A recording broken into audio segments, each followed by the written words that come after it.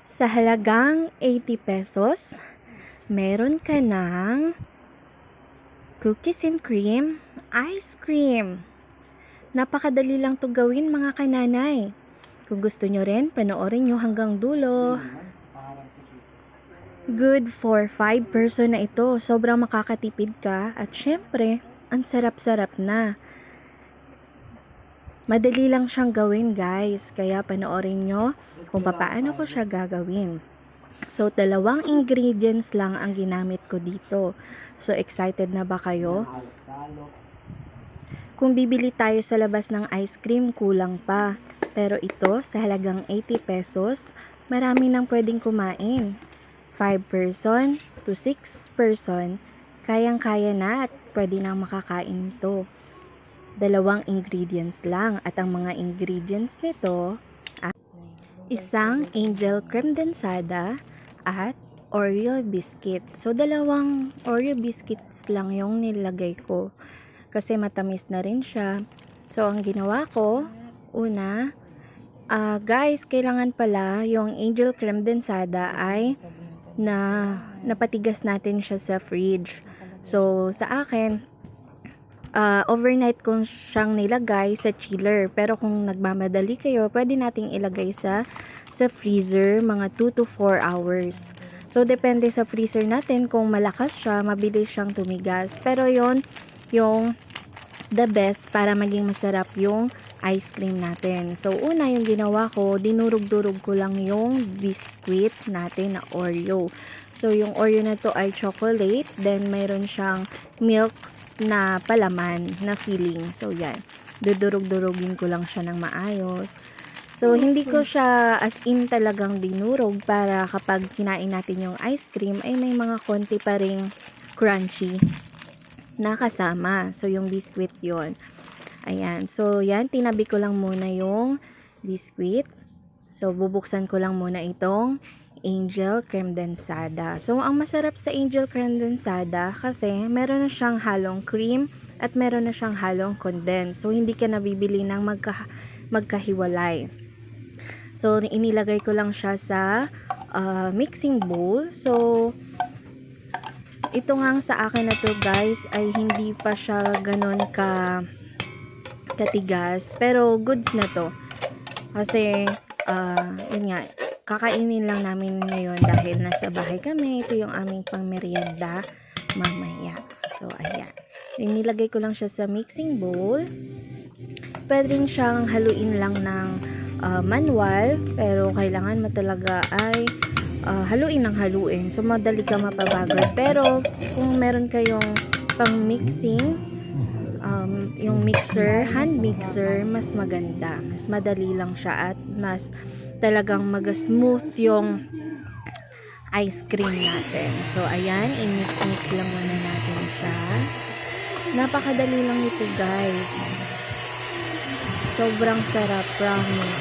Kaya pwede nyo na rin itong i-try. I-mix-mix lang muna natin siya. Hintayin lang natin siya na dumoble yung sukat ng ating creme densada. So, yung angel creme densada, napakaganda ng nakaisip nito kasi makakatipid talaga tayo dahil pinagsama na ang condensed at ang cream. So, ayan, okay na yung kanyang consistency, medyo malapad na. So, ngayon, idadagdagan na natin dito or ilalagay ko na yung cookies, yung Oreo. So, ayan. Unti-unti ko lang siyang lalagay kasi dinudurog ko pa rin yung iba.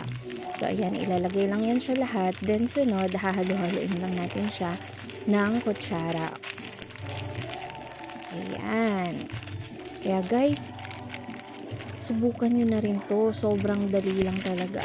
Sobrang sarap, promise. Hindi kayo magsisisi kapag ginawa nyo rin to. Tsaka, isa pa dito, makakatipid tayo. Kasi pag bumili tayo ng ice cream, minsan kulang pa, diba? Tapos, ang mahal-mahal pa. Pero ito sa halagang 80 pesos lang. Kasi yung angel condensada ay nasa 49, parang something ganon, 49 pesos. Siyempre, yung biscuit, makakamura ka. Kung bibili ka ng isang balot, siyempre, yung iba magagamit mo rin sa pambaon sa school.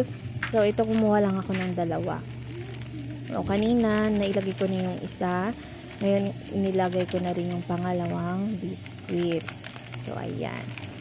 After nyan, na mailagay natin lahat, i-mix lang natin siya. At gagamitan lang din natin siya ulit ng mixer. After natin mahalo nito. Ayan. Ayan guys, sobrang sarap niyan. So next, ayan, ini-mixer natin siya para mas lalong mahalo na maayos. After natin masarap siya kapag nalagyan natin siya ulit. Ito yung guys. Mixer.